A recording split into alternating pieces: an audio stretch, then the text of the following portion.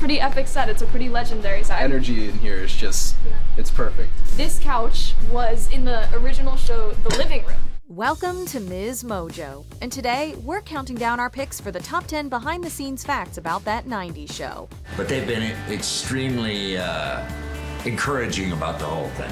Sweet Lord, it's evolving. They all went on to do great things, you know. For this list, we'll be looking at the totally phat, that's phat with a PH, stories, tidbits, and reported facts from the set of That 70s Show's Fly spinoff. Which behind-the-scenes fact surprised you the most? Let us know in the comments or talk to the hand. Number 10. The new gen were big stans of one particular OG cast member. Born between the mid to late 2000s, the new settlers of the Foreman's Basement would have been way too young, or not even born, during most of its parent show's initial airing. However, they did their homework and became fans. It also helped that they could talk to previous cast members who were in their late teens and early 20s during the 90s. We started shooting the show in '98, so we were all like these new kids who were great on it. We were trying to tell them stories about the 90s, which was what everyone was trying to do with us in the 70s. Yeah. However, according to co-creator Terry Turner, there was one original cast member the new generation could not wait to be introduced to. Oh, man. Halloween snuck up on me again. Hey, listen, I don't have any candy, man. Apparently, when Leo actor Tommy Chong arrived on set, they immediately took snaps with the That 70s Show icon.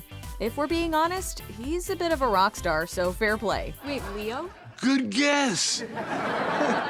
Okay, let me try. Patricia? Yes. Far out, man. Number 9. A touching Easter egg. That 90s show was arguably full of more Easter eggs and throwback references than there are flannel shirts at a Nirvana concert. We spotted the stupid helmet, Vista Cruiser, and the Water Tower's graffiti, to name a few.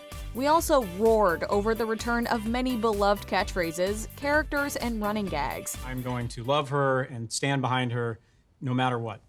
That is a great idea. Because when you stand behind your kids, it's easier To put your foot in their ass. Yeah, we got it, Dad. Thanks. However, you might have missed this subtle nod hidden away in the Foreman's Basement. Greg Mettler, one of the original and spin-off show's writers, revealed that he placed a photo of his late colleague Rob Desautels in the background. Mettler shared that Desautels loved writing basement and circle scenes, and returning to that set brought back memories. Man, we always think of so many brilliant things down here, but then later I can't remember any of them. They're brilliant, man! He added the picture, so Desautels was always there in spirit. What do they do? You see, they're incredibly French. See, that's brilliant, man. Oh, I'm getting the tape recorder. Number 8. Mace Coronel didn't know he was auditioning to play a Kelso. From the moment we laid eyes on Jay, we suspected he was a Kelso. Hey, new girl. Hey, boy. Man. I don't really know how the whole puberty thing is going for you. Probably great. Then he started talking, and the deal was sealed. However, when Mace Coronel initially auditioned, the creators decided to conceal that detail from him. See about my boy here, huh? Look at this guy. Look at him. Look at him. He's got his dad's looks and his mom's brains. In fact, he didn't find out about his character's connection to the original series until right before his chemistry read with Callie Haverda, who plays Leia. Reportedly, with this additional insight, Coronel went full Kelso, and we can't imagine a better casting choice. The weird part was there was this other sweet voice saying, "No, bro. Honk her heart." Lindsay Turner, co-creator and daughter of OG creators Terry and Bonnie Turner, shared that the Foreman-Kelso love story was, quote, too good to resist. He's a teenage dream, and Leia wouldn't be the first in her family to fall for a Kelso. What is it with these Kelsos? It's the hair. I know, it's so perfect. Calling pop culture superfans everywhere. Do you love to argue with WatchMojo's top 10 ranks? Introducing WatchMojo's first and very own party game. Bring your superpowers to the table and fight for your pick to be at the top of the list. It's all the fun of the comment section, but in real life. Number 7. Writing from a female perspective. Writer and now co-creator Greg Mettler shared that this return to Point Place was inspired by his then 15-year-old daughter. and specifically that the new story would be from the perspective of a female protagonist. Incidentally, he also loved the idea that Star Wars mega fan Eric would definitely name his daughter Leia. As Master Yoda said, do or do not. There is no try. Master Yoda was a puppet from a fake world with some guy's hand up his butt. Anyway, he teamed up with writers like Chrissy Pietrosz and Jessica Goldstein for help writing authentic female characters and telling relatable stories. You call me every freaking day, we see each other as much as we can, and then you come back next summer and we do it all again. I like this plan. Female friendship is a key theme on the show, best depicted through Leia and Gwen. The original series tended to fall into misogynistic traps, so this was a welcome and much-needed addition, as well as more reflective of its time. I was trying to empower you, but to be honest, I only skimmed that whole Riot Girl thing. But if I had to guess what it's all about, you should get to do what you want without anyone holding you back. Number 6. The intricate choreography of filming The Circle. While the characters are often at their most relaxed while sitting in the circle, it sounds like things are much less relaxed behind the scenes. I think we should just say, whoa. Babe, are you feeling it? I don't think so. Why is Donkey Kong a gorilla and not a donkey? According to Haverda, getting into the swift flow of these sequences is pretty challenging. She explained that the group sits in a tight circle around a camera that switches positions as each actor says their line, which has to be delivered with a, quote, very specific rhythm. Let me see that. Nick! People are leaving, I just got this right. Haverda also gave a little insight into how those iconic dance transitions, also seen in the original show, are created. She said that a choreographer helped them with the moves, but ultimately they just played some 90s jams, gave them some props, and let them rock out. I just came up with that.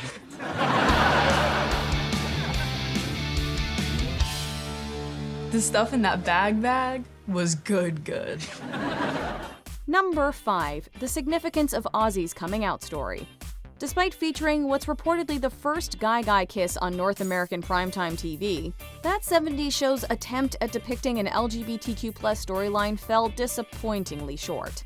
However, in reflection of the changing times, the writers upped their game in giving us the queer representation young audiences deserved. I'm a gay kid living in small-town Wisconsin. There's still parking spots for horses at the courthouse. The fact that I'm out to anyone is huge. Ozzy is part of the Central Gang and isn't just reduced to his identity. And although he's hilarious, he's not just there as the comic relief. As I was saying, I'm working my way towards the final step, telling my parents. I've just completed step 6, coming out to strangers who I'll never see again. His coming out story is thoughtful and a sign of changing times. The creators explained that they wanted Ozzy to come out to Kitty to show her willingness to step into this new age with an open mind. But you're okay with me being gay? Well, of course I am. Oh, sweet boy, get in here. Number 4. The story of Jackie and Kelso's return. You couldn't return to Point Place without bringing back some of the original cast, and that 90s show more than delivered. Who are you? I'm Jay. Jay Kelso. No. No way. It seems like the fans weren't the only ones excited for the throwback. Meddler shared that before shooting began, actor Ashton Kutcher sent him images of Kelso's clothes and videos of him following fellow actor and wife Mila Kunis while yelling his character's catchphrase. Michael, let's go! Damn, Jackie, will you just give me a minute to enjoy this? Meddler also shared that writing their scene in the pilot came naturally to him. Apparently, while on set, Kutcher fell asleep on the basement sofa while reading through his lines, and totally bugged out when he saw Kunis in her Jackie wardrobe. Yeah, it was like super nostalgic and really odd. Like going back into the basement and like checking, like going back into the set was like weird. And then being around everyone and like, it's just bizarre. We really hope she responded with, burn! Number 3. Laura Prepon takes the helm. Fans of Orange is the New Black might know that Prepon, who played Alex Voss, directed several episodes of the series. She put her director's hat back on for 2 episodes of that 90s show's first season. Prepon is credited with directing the final 2 episodes, Dirty Double Booker and Kids in America. In the latter, she also reprised her role as Donna Pinciotti Foreman. You're a dirty double booker. I don't know what else to do, but I think I can make it work, right? I mean... Of course, Prepon also had the unique insight of having been in the shoes of the younger cast members. Tess, what are you doing here? Donna! Oh, this is so great. The old gang is here. Maybe we should get you some fresh air. Her on-screen in-laws gushed about her directorial prowess and how they knew they were in good hands. Kitty Foreman's Deborah Jo Rupp added, quote, "I would work with Laura Prepon as the director anytime." Look, being a teenager gets messy. But whenever I was going through something like this, you know who helped me through it? My friends. So just go talk to Gwen. Number 2. There's no place like a 70s home. Eagle-eyed viewers may have noticed that the Foreman's home got a 90s spruce-up, but there are still plenty of nods to the good old 70s. There's pictures from the original show, and I'm not in any of them, but that's okay. And they're all so cute. There's a fun fact about this kitchen. There are 12 owls in this kitchen. The idea was to give audiences that feeling they get when returning to their childhood homes. Set decorator Tara Stevenson Fong had the original living room furniture rebuilt anew, although this time it furnishes the basement. This is the original table from the show. Yes. This is also Red's original armchair. Yes. So it's like both of these are the living room, yeah. So the living room has come downstairs and now we get to have it. Meanwhile, the legacy cast returned some of the keepsakes they took from the original series. Kutcher and Kunis had a bunch of furniture, and Wilmer Valderrama owns the Vista Cruiser. That's so cool. Honestly, it's the best thing I've ever acquired for my whole career. When I look at that car, it reminds me of when I was, 17, 18 years old, booking that 70s show. Meanwhile, Kurtwood Smith joked that his on-screen wife needed a van to return everything to the new set that she brought home after that 70s show wrapped. Number 1. A sweet unscripted moment. Eric and Donna shared many special moments on the hood of the Vista Cruiser. What was that for? I just wanted to see what it was like. What was it like? You were there? So it was a welcome bit of nostalgia watching Leia's parents share one of their classic heart-to-hearts on the hood of a car in the spinoff's pilot episode. After Donna convinces Eric to let Leia stay in Wisconsin for the summer, they push each other's heads away like back in the old days. You lived like 20 feet away. I'm pretty sure we'd have found each other. According to Terry Turner, this wasn't in the script. The 2 actors just repeated this action spontaneously while in character. How sweet is that? This was an adorable throwback, and it wasn't even planned. Eric, relax. We've lived next door to each other forever. You could have had me when I was 4. Really? And there I was all day long on the hippity hop. If we ever needed proof that Eric and Donna were meant to be, this is it. Do you agree with our picks? Check out this other recent clip from MsMojo. And be sure to subscribe and ring the bell to be notified about our latest videos.